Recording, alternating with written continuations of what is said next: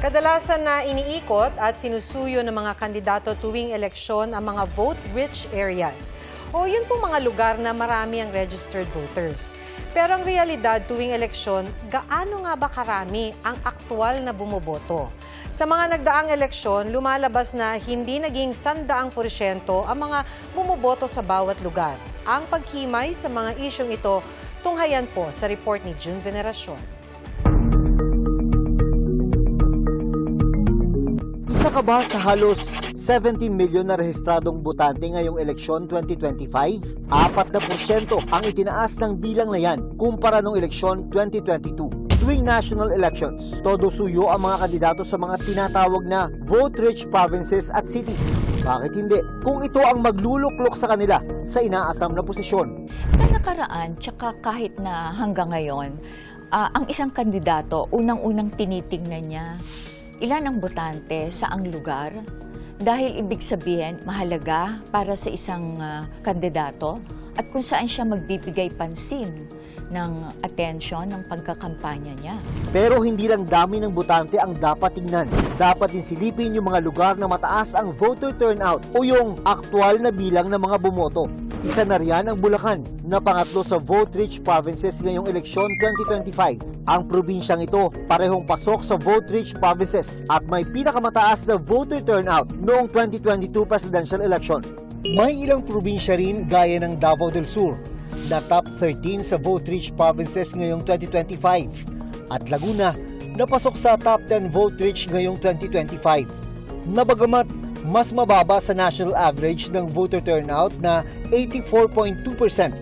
Base sa datos ng COMELEC, ang voter turnout noong 2022 nasa 1.1 million at 1.6 million pa rin ang ipinasok na boto noong 2022. Kahit na pa ang isang lugar ay sinasabi, ito yung bilang ng mga botante na nakarehistro at dapat bumoto, sa totoo lang, hindi naman ganun talaga yung outcome or yung resulta ng vote-rich areas. Ibig sabihin, matamlay pa rin. At yun, kailangan nating intindihin. Bakit matamlay? Bakit ayaw bumoto? Anong mga kadahilanan? Kahit na ang isang region, isang probinsya, isang lugar ay vote-rich. Isang dahilan siguro kapag walang labanan doon sa area.